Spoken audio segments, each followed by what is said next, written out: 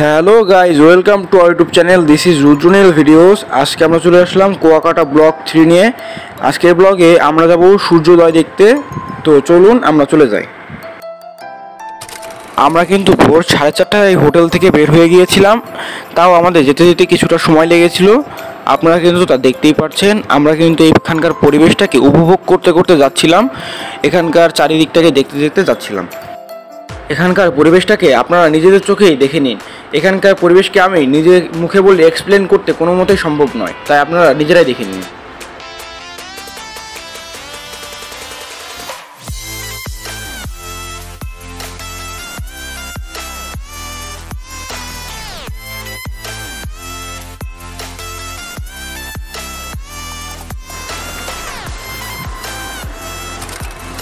আমরা কিন্তু দেখতে দেখতে এখানকার একটি নদীর পাড়ে চলে আসলাম। এই নদীটাকে পার করে আমাদের যেতে হবে কাওয়ার চর সূর্যোদয় দেখতে।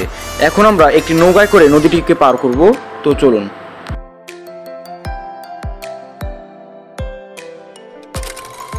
আমরা কিন্তু অপেক্ষার পরে আস্তে আস্তে করে নৌকায় উঠে পড়লাম। আপনাদের তা আমি ভালো মতোই দেখাতে পারছি। এখন আমরা নদীটিকে পার করলাম এবং দেখতে দেখতে আমরা চলে আসলাম কাওয়ার চর সূর্যোদয় দেখতে। এখন আপনারা দেখতেই পাচ্ছেন সূর্যটা কিছুটা উঠে গেছে, তাই আমাদের আসতেও কিছুটা দেরি হয়ে গেছে। আমি আবারও বলে দিচ্ছি, আমাদের এই কুয়াকাটা ব্লগে বিশেষভাবে সহায়তা করেছেন মনির আঙ্কেল। আমি ডিসক্রিপশনে তার সকল নম্বর এবং তার সম্পূর্ণ ডিটেলস আমি আপনাদের সামনে তুলে ধরবো। আপনারা কুয়াকাটা গেলে তার সাথে যোগাযোগ করে যেতে পারেন।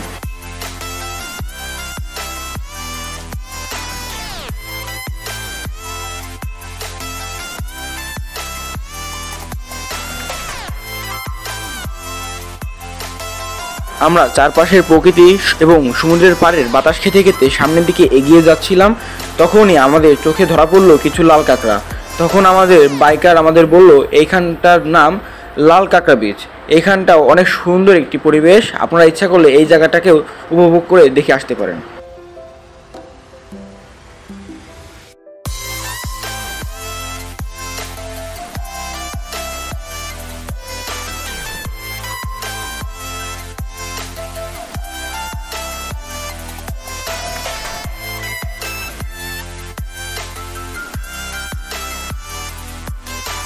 অবশেষে দীর্ঘ প্রতীক্ষার পরে আমরা সেই সূর্যোদয়কে দেখতে পেলাম এবং আমরা তার একটি সিনেমেটিক শ্যুট নিয়ে নিলাম।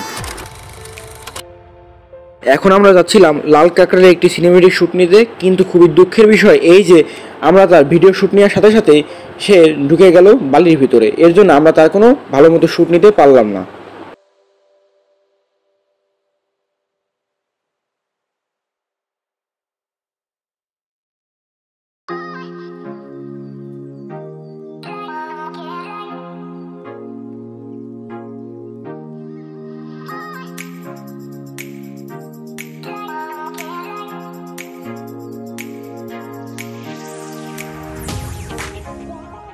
এখানে একটি কাঁকড়া জালের মধ্যে ধরা পড়লো বলে আমরা তার একটি শ্যুট নিতে পারলাম।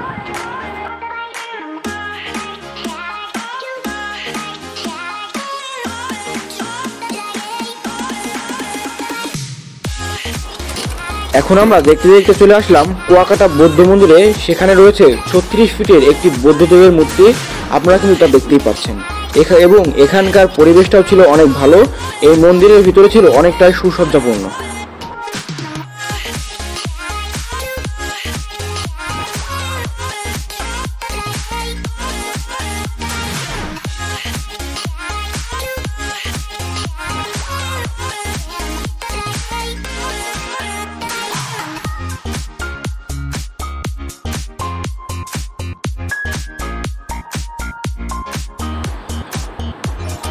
এখন আমরা চলে আসলাম মিষ্টি পানির কুয়ার কাছে। সেখানে আমরা একটি শ্যুট নিয়ে নিলাম। অবশেষে আমরা দেখতে দেখতে চলে আসলাম রাখাইন মার্কেটে, রাখাইন পল্লী।